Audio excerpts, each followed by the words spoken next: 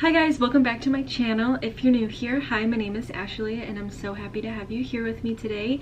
I am sitting at my spa. I'm sitting at the desk at my spa, which I'm realizing how like cute this background is right now, and I'm like, maybe I need to film more videos here. But today I'm going to be going over how to become a solo esthetician. And it goes a little something like. So I wanted to do this video because I know a lot of people are like wondering. I feel like I did this video, like one of my first videos on this channel, but it was more so like how I think personally started a business. I think is like what I did, how to start a business at 21. I think now I'm 24, but yeah, so I'm going to be going over how, just in general, to become a solo esthetician and how to own your own suite. So for starters, obviously this goes without saying, you need to become a licensed esthetician or cosmetologist in your state. Illinois requires 750 hours of like esthetician hours in a classroom and on the face. Then you have to pass the Illinois State Board. Then once you pass the state boards, then you could start thinking like, okay, how do I become a solo esthetician? So the first thing that you have to do is you have to see how your money situation is and see if you need to get some type of loan or if you have the savings and means to do it. And so obviously I got a loan when I first decided to do it. I was literally looking on Instagram, I was seeing all these girls and they were like solo, and I was like, I want to do that. So I had to get a loan. I did not have like thousands of dollars just sitting in my bank account. So you have to make sure you have the financial means to do it, as in get a loan or have a savings. And the thing that you have to do is you have to come up with a name for your business, and you have to get a DBA, LLC, or I think S Corp for your name. So I picked MXA Beauty Bar, and I went down to the county and I like submitted all the forms that you need to all the forms that you need to submit to own a business. So like for a DBA is what I did at first. My name had to be run through the newspaper for 3 weeks straight, and then they said like, here's your certificate, it's your business certificate. For an LLC, I think it's pretty immediate. It used to be like so much more money and now it's not. So I recently, like 6 months ago, applied for an LLC. So now my business is MXA Beauty Bar LLC. But yeah, you have to do that. That's important. And you can't even apply for studios unless you have a business name. At least that was like in my case for the 3 studios that I've already been to. And I know Sola Salon asked for the same thing. They asked for what my business name would be. So just take that in consideration when you are like wanting to open up and be solo.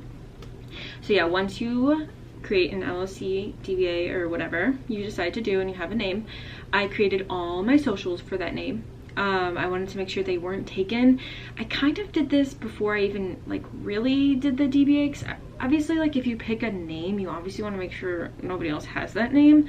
So I created all my socials. I created a website. So I did mxabeauty.com, not MXA Beauty Bar, or I just didn't like how it looked. Like MXA Beauty is like quicker to type. But yeah, so I created all my socials and I created my website. And you have to obviously pick services and do all that stuff on a website. So I looked around nearby, thought of services that would be good for my business, thought of prices that would be good for my business. You have to do a lot of like just research on your town and like prices for your town and all that stuff for your town. That's like super important to take in consideration when creating your website. And all the while you're like making your website, creating your socials, I started touring salon suite at what I could afford, around the sizes that I get for the price that I get, because literally so many studios around me in Chicago are like all different and different sizes. Some are bigger, some are smaller, for more money, less money.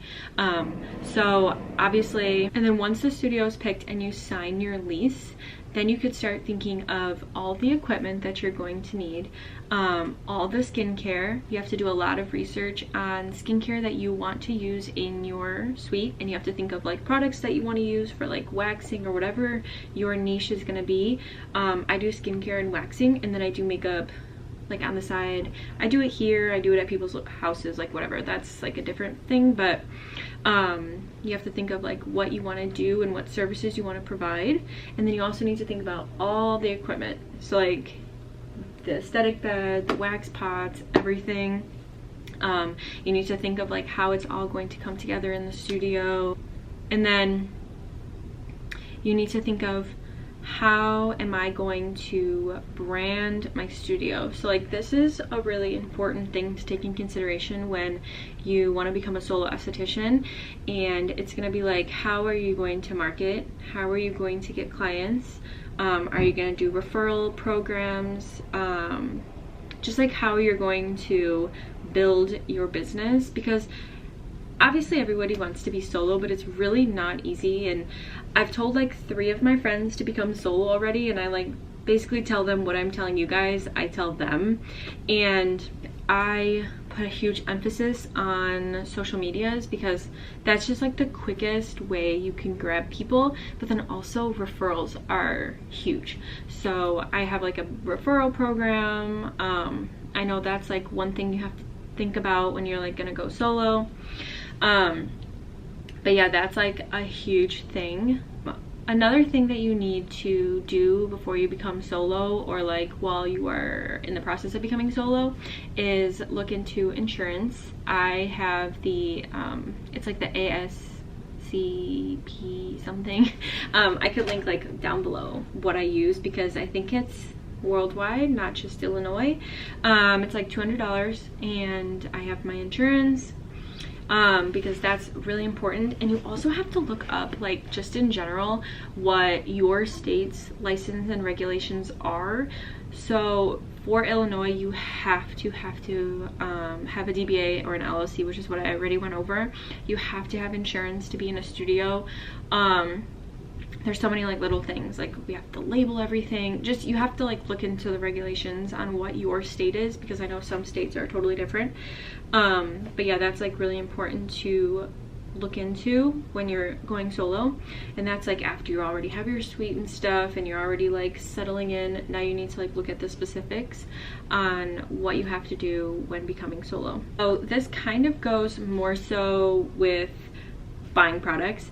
So you have to open up a business debit card and credit card, because all of your purchases, so like once you open a business, all your purchases that you put on that credit card or that debit card get written off if you choose to do it that way. Like you don't have to write off anything if you don't want to and you want to pay lots in taxes, which some people have to do if you like want to buy a house or something, which is something I'm starting to take in consideration, like figuring out not to write everything off so that I could actually show income.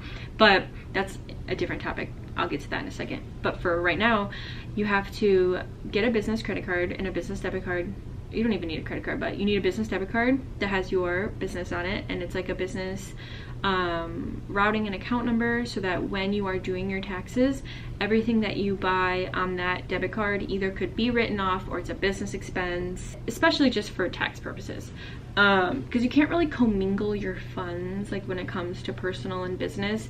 It's a really tricky thing that I don't know too much about, because I'm not like an accountant or anything. Now, when I first opened my business, it took 7 days for my business debit card to come, and I like bought a couple things on my personal account, but I just saved all the receipts. Honestly, save all your receipts just in general. Like, just always save your receipts just in case you were to ever get like audited or something.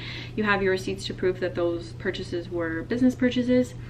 But yeah, speaking on the taxes a little bit, you also have to be ready to do like different taxes and all of that jazz. I use QuickBooks because it is so easy, and it's the easiest thing for my business. Like just putting all my purchases on there with my business debit card, and it just does it for me. But that's what I did. I signed up for QuickBooks. But yeah, so make sure you have a business debit card and credit card when you are going solo. So I hope this was like kind of helpful. I hope it didn't sound like I was just like rambling. I feel like sometimes with these like sit down videos I sound like I'm just like rambling.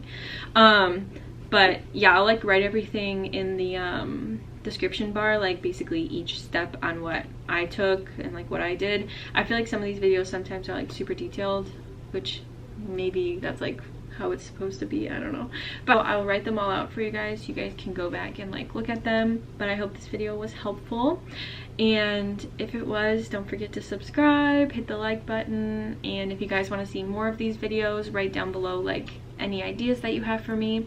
I've been like trying to take the advice. I know people still want like a website, or like how I built my website and all that stuff. Oh my gosh, I forgot. Don't forget business cards and menus. But like I know people wanted to see like a video on how I created like my website and stuff, and it's hard because I already created it, so like I don't know how to create another without making it like a 2-minute video, because it's literally just like you go on Wix and you follow the prompts is like what I used. So I don't know, we'll see. Maybe I'll try and like make a video like that. But if you guys have any other suggestions, don't forget to leave them down below. And yeah, I hope you guys enjoyed this video, and I will see you guys in my next one. Bye guys.